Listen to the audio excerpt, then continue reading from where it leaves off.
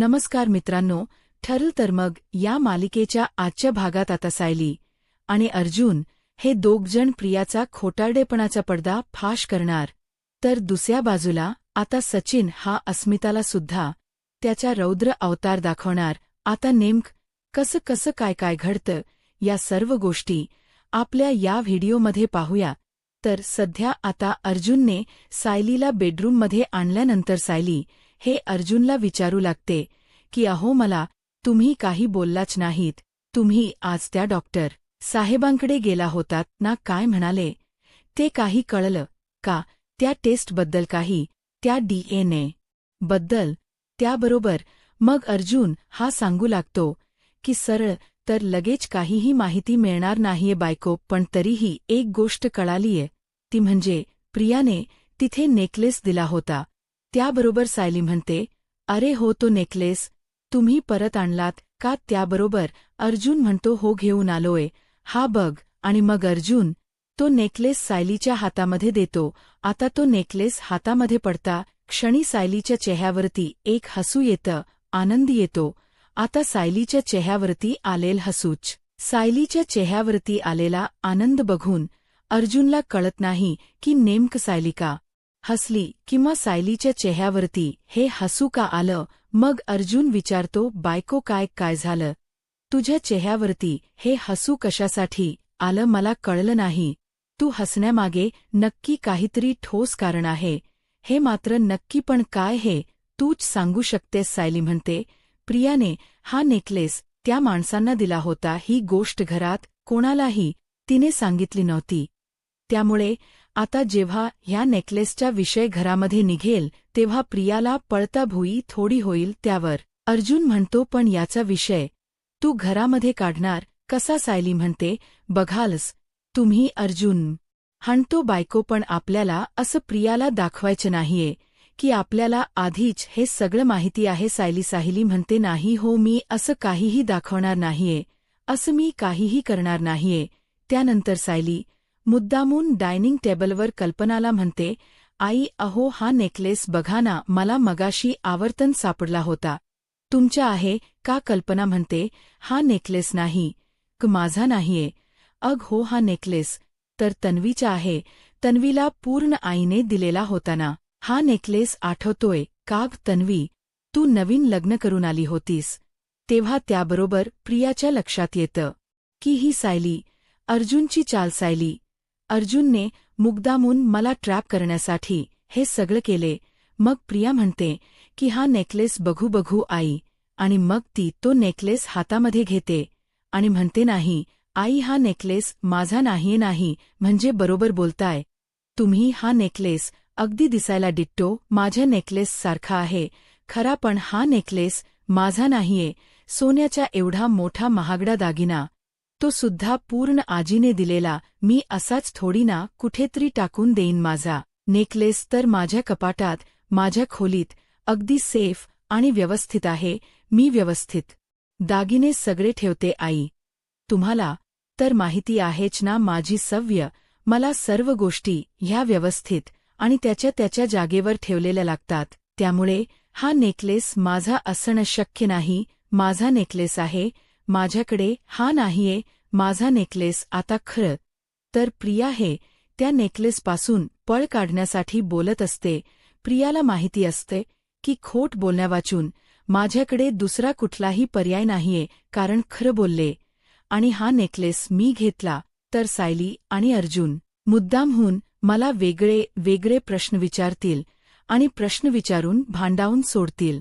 त्यापेक्षा मी माझा हा नेकलेस नाहीच आहे याच मतावरती ठाम राहायला हवं. मग प्रिया आता म्हणते, अरे सायली, अर्जुन असं काय करताय? माझा नेकलेस नाहीये, हा म्हटलं ना मी. माझा नेकलेस मी व्यवस्थित जपून कपाटात ठेवलेला आहे. तुमच्या काहीतरी गैरसमज होतोय. हा नेकलेस माझा असणं शक्य नाहीये. त्याबरोबर सायली म्हणते, अग तन्वी, पण जर आई एवढं खात्रीनेशी म्हणतायत की हा नेकलेस पूर्णाजीनी तुला दिला होता, तर आईंच म्हणत तरी एवढं खोट कसं काय असेल ना? जसं तुझ्या लक्षात सगळं राहतं तसं आईंच्याही लक्षात राहतच असेल की थोडंफार तरी. त्यामुळे हा नेकलेस तुझाच असेल बघ तू. त्याबरोबर प्रिया लगेचच म्हणू लागते की नाही नाही, माझा नाहीये. अर्जुन म्हणतो बायको, मॉमच्या लक्षात थोड गोष्टी राहत नाही. तर मॉमच्या लक्षात बरोबर सगळं राहतं. तन्वी, मी अगदी डॅम शुअर सांगू शकतो की हा नेकलेस तुझाच आहे. तुझा काहीतरी गैरसमज होतोय की तुझा नेकलेस तुझ्या कपाटात आहे वगैरे. त्याबरोबर मग लगेच आता इकडे प्रिया म्हणू लागते सायली, अर्जुन आणि तुम्हा दोघांचे काय चाललंय? मी म्हटलं ना माझे सगळे दागिने माझ्या कपाटात आहे. म्हणून मला सवय आहे पहिल्यापासून महागड्या वस्तू मी कधीच अशा इकडे तिकडे टाकत नाही. वस्तूंची किंमत आपल्यालाच आपल्या ठेवता आली पाहिजे. म्हणून मी कायमच सर्व महागड्या वस्तू का माझ्या कपाटामध्ये लॉक करून ठेवते आणि माझे सगळे दागिने कपाटातच असतात. तिथेच माझा नेकलेससुद्धा असेल, माझी खात्री आहे. पूर्ण उगाचच्या उगाच तुमचा काहीतरी गैरसमज होतोय. त्याबरोबर मग आता प्रियाने एवढं सांगितल्यावर अश्विन म्हणतो, अरे पण तुम्हाला दोघांना का एवढा कळ करायचा आहे की साई हा नेकलेस तन्वीचाच असेल म्हणून? त्यावर प्रिया म्हणते नाही तर काय, मी म्हणते ना माझा नाहीये म्हणून. त्यावर सायली म्हणते, अहो अश्विन भाऊजी, तसं नाही हो. ज्याच्या आहे त्याच्यापर्यंत पोहोचायला हवा एवढंच काहीतरी वाटलं म्हणून बोलत होतो. ब्रप रिया, तुझा नेकलेस तुझ्याजवळ आहे असं तुझं म्हणणं आहे ना? एक काम कर, चल आणि तू जाऊन घेऊन येतो नेकलेस. पटकन दाखवून टाक आम्हाला, म्हणजे तुझ्याही जीवाला समाधान राहील आणि आमच्याही जीवाला. नाही तर आम्हाला असंच वाटत राहील की तुझा तो नेकलेस हरवला आहे. जा, तू तो नेकलेस घेऊन ये. त्याबरोबर मग आता प्रिया म्हणते की ठीक आहे, जर तुमचं असंच म्हणणं असेल तर मी एक काम करते, मी ताबडतोब जाते आणि तो नेकलेस घेऊन येते. मग प्रिया आता लगेचच तिच्या बेडरूममध्ये येते आणि बेडरूममधून आता ती एक नेकलेस काढते आणि आता ती तो नेकलेस बाहेर घेऊन येत असते.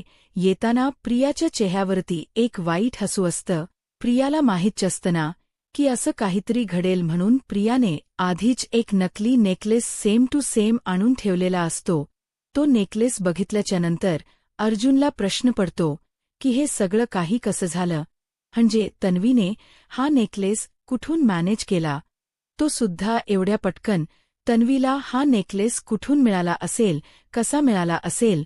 तन्वीने तर नेकलेस आपल्या समोरच त्या माणसाला दिला होता आणि आता तिने लगेचच्या लगेच हा नेकलेस आणला सुद्धा नाही. नाही, नक्कीच काहीतरी गडबड आहे, पण काय हे कळायला मार्ग नाहीये. कसं झालं असं? अशा विचारांमध्ये अर्जुन मग्न असतो. तर प्रिया ही इकडे मनातल्या मनात म्हणत असते, अरे अर्जुन, सायली, तुम्हाला काय वाटतं?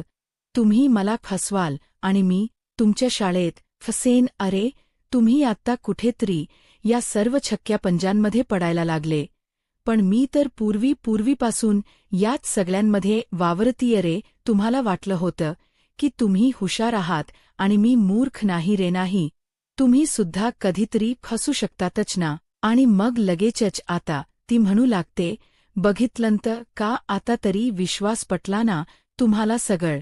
यांना मी खोट का बोलेन? माझा इकडे नेकलेस माझ्याजवळ आहे. बरं चला, सोन्याचे दागिने असे फार काळ बाहेर ठेवणं बरोबर नाही. मी आले कपाटात ठेवून, असं म्हणत तिथून नेकलेस जाऊन कपाटात ठेवते. अर्जुन वरती आल्यावर सायलीला म्हणत असतो, बायको, हा सर्व प्रकार ना खूपच जास्त विचित्र होता. मला काही कळलंच नाही की हे सगळं नेमकं तन्वीने कसं मॅनेज केलं, कसा तिने ऐन मोकायवर तो नेकलेस आणला आणि कुठून आणला मुळात. त्याबरोबर सायली म्हणते, अहो प्रिया आहे ती नावाची, तिला माहिती होतं. तिने तो नेकलेस त्या माणसाला दिलाय म्हटल्यावर जर पुन्हा कधी त्या नेकलेसचा विषय घरात निघाला तर गडबड होईल, म्हणून तिने आधीच सेफ्टी म्हणून नकली नेकलेस सुद्धा आणून ठेवलेला होता. पण आता प्रियाला अद्दल कशी घडवायची आणि प्रियाच हे खोट कसं पकडायचं ना, हे सुद्धा मला बरोबर माहिती आहे. तुम्ही काही काळजी करू नका. अर्जुन म्हणत असतो, बायको, नेमक तुझ्या डोक्यात सुरू तरी काय? तू काय करशील? सायली म्हणते, ते तर तुम्हाला आता पुढे आपोआपच पाहायला मिळेल. तुम्ही फक्त बघत जा. त्यानंतर मग दुसऱ्या दिवशी आता सायली ही अर्जुन बरोबर खाली आलेली असते. अर्जुन हा सायलीकडेच बघत असतो. त्याच्या मनामध्ये फक्त एकच प्रश्न असतो, तो म्हणजे माझी बायको आता कसं प्रियाचं खोट पकडणार. कारण प्रियाचं खोट पकडायचं म्हटलं तर अश्विनसोबत वाद घालावा लागणार. अश्विन म्हणणार तो नेकलेस सोन्याचा आहे, सायली म्हणणार तो नेकलेस नकली आहे, आणि सगळा गोंधळ होणार. मग सायली आता कल्पनाला म्हणते, आई अहो अक्षय तृतीया जवळ येतीये ना, तयारीला लागायला हवं आपल्याला. त्यावर कल्पना म्हणते, हो सायली तयारीला तर लागायलाच हो, पण तुझ्या पायाला भाजले ना. सायली म्हणते, अहो आई हो, पण म्हणून काम थोडीच करायची थांबणार आहे मी कायम. म्हणते या अक्षय तृतीयाच्या निमित्ताने आपण ना आपले सगळे दागिने सुद्धा पॉलिश करून घेऊया. खूप दिवस झाले दागिने सुद्धा पॉलिश केलेले नाहीयेत. तर तुम्ही असं करा, तुम्ही आजच सराखाला बोलवून घ्या. तसही मी एक जागी बसूनच तर राहील. सराफ काम करत असताना मी त्याच्याजवळ बसून राहीन आणि मी त्याच्यावरती अगदी व्यवस्थित लक्ष देईन. सराफ त्याचं काम करेल आणि आपल्यापैकी कोणाला तरी लक्ष ठेवायला हवं तर मी लक्षही ठेवेन. काय वाटतं तुम्हाला आई. त्याबरोबर कल्पना म्हणत असते की हो अगदी उत्तम कल्पना आहे. मग मी एक काम करते, मी आजच सराखाला बोलवून घेते. त्यानंतर कल्पना आता खोलीत जाते आणि सराखाला कॉल करते आणि सांगत असते की सुभेदारांच्या घरून बोलत आहे. कल्पना सुभेदार आम्हाला आमचे दागिने पॉलिश करून हवे आहे अक्षय तृतीयाच्या निमित्ताने.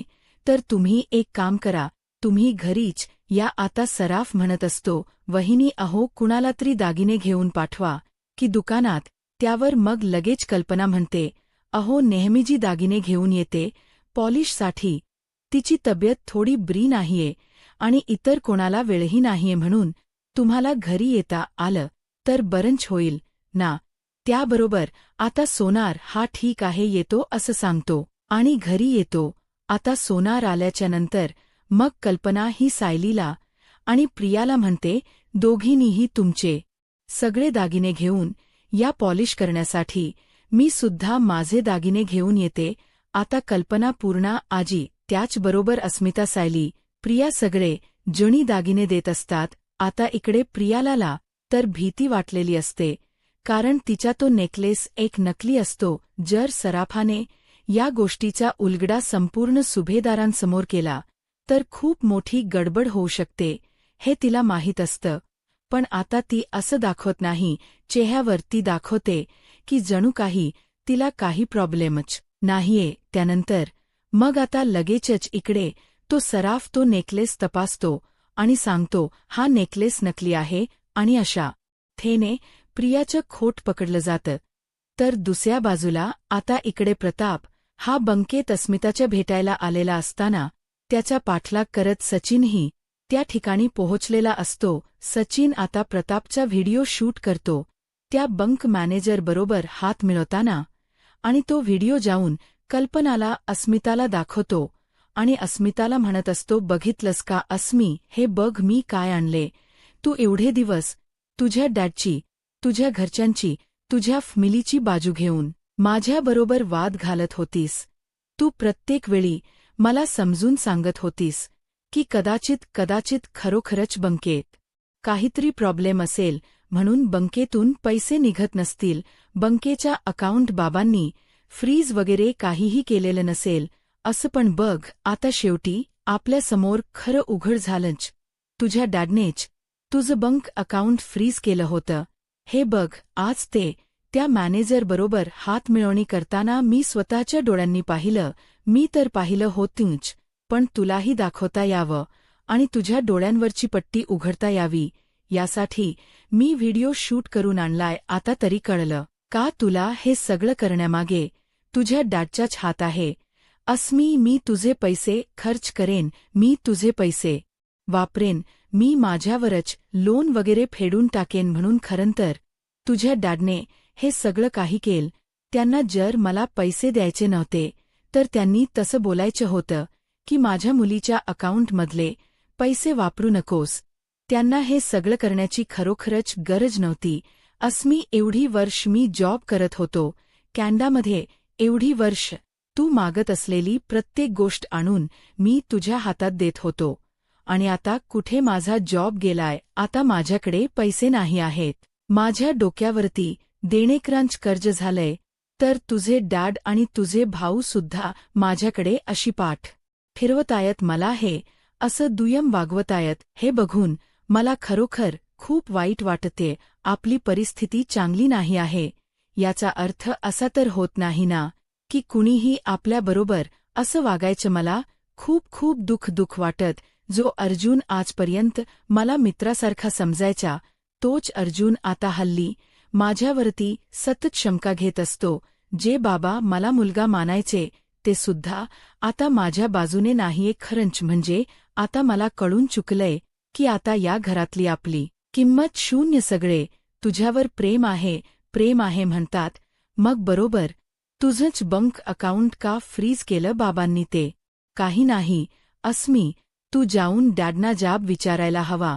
त्यांना विचारायला हवं ना काय खरं क्या खोट. मग आता अस्मिता रागारागात प्रतापकडे येते आणि आता ती प्रतापला म्हणत असते, डॅड तुम्ही माझे बँक अकाउंट फ्रीज केले आहे ना, तुम्हाला काय वाटलं मला कळणार नाही का? पण मला सगळं काही कळालंय.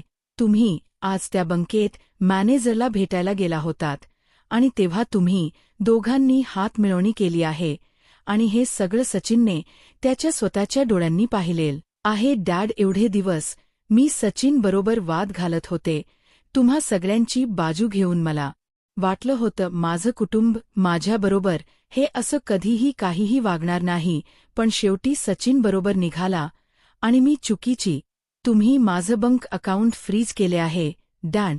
त्याबरोबर मग सायली म्हणत असते, हे बघा अस्मिता ताई, तुम्ही शांत व्हा आणि शांतपणे बसून आपण या सर्व विषयांवरती बोलूया. उगाचच स्वतःला त्रास करून घेऊन, गोंधळ घालून, आक्रोश करून काय मिळणार आहे? त्यापेक्षा शांतपणे बसून बोललो तर प्रश्न सुटतील. आणि सगळ्यात महत्त्वाचं, तुम्ही बाबांबरोबर बोलताय अस्मिता ताई, ही गोष्ट विसरू नका. कमीत कमी आवाजाची पट्टी लक्षात घ्या या आणि मग बाबांबरोबर बोला. अस्मिता काहीच ऐकून घ्यायला तयार नसते.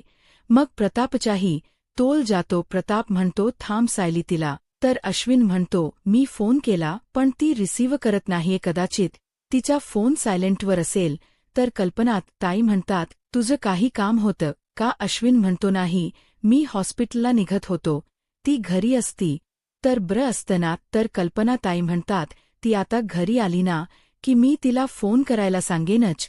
तर अश्विन म्हणतो, बरं ठीक आहे, मी निघतो. असं म्हणत अश्विन आवाज देत म्हणतो, विमल ताई, माझा टिफिन देता का? विमल ताई आता अश्विनच्या टिफिन घेऊन येतात. तर त्याचवेळी अश्विन निघत असतानाच त्याला प्रियाचा फोन आलेला असतो. अश्विन म्हणतो, तन्वीचाच फोन आहे असं म्हणत अश्विन फोन उचलतो आणि म्हणतो, हॅलो तन्वी, तू कुठे आहेस? प्रिया जे बोलायचं, जसं बोलायचं ते तसं बोलू देत. तिच्या मनातली ग्रहळ तिला ओकू देत.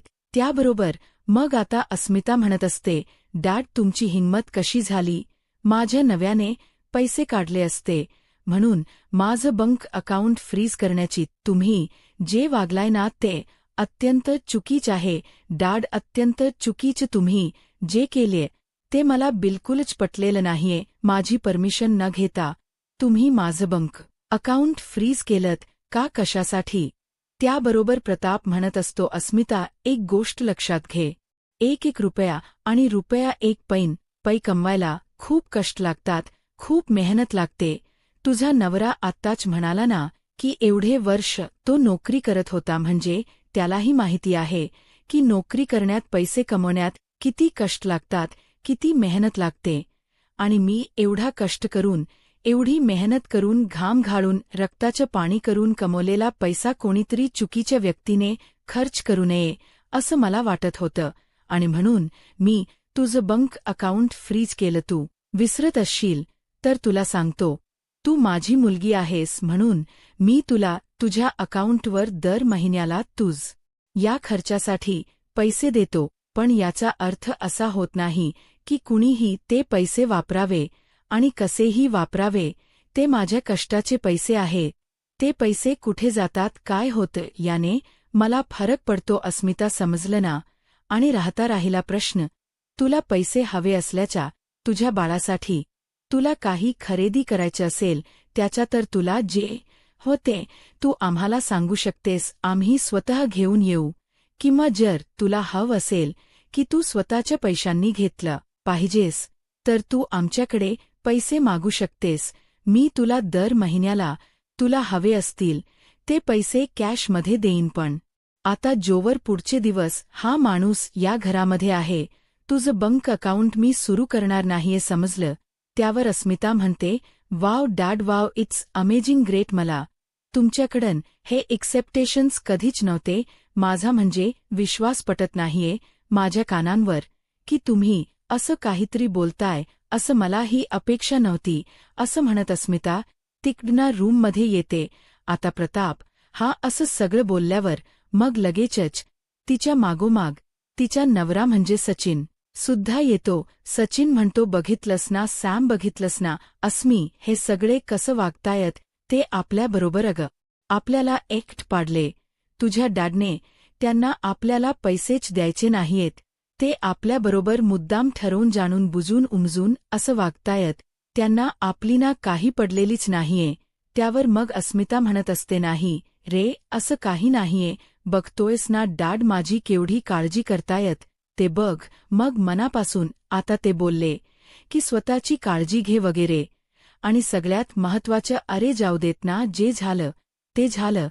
तू लक्ष देऊ नकोस डॅडना, माझी काळजी आहे आणि त्यांचं माझ्यावर खूप प्रेमही आहे, हेही मला माहिती आहे.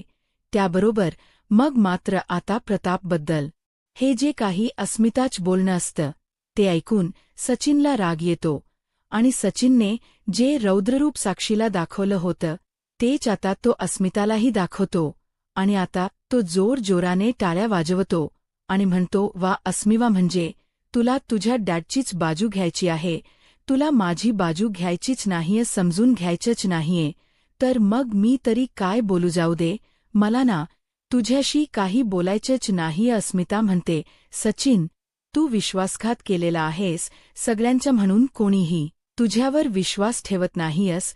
सगळ्यांना जड जाते तुझ्यावर विश्वास ठेवून. आता मात्र सचिनचा तोल सुटतो आणि सचिन आता अस्मितावरती हात उघारतो. अस्मिता, तुझी हिंमत कशी झाली मला असं काहीतरी बोलण्याची? म्हणजे तुला काय म्हणायचंय? मी तुझे पैसे खातो का? बोल ना अस्मिता, मी तुझे पैसे खातो असं म्हणत तो अस्मिताला आता गदा हलवतो.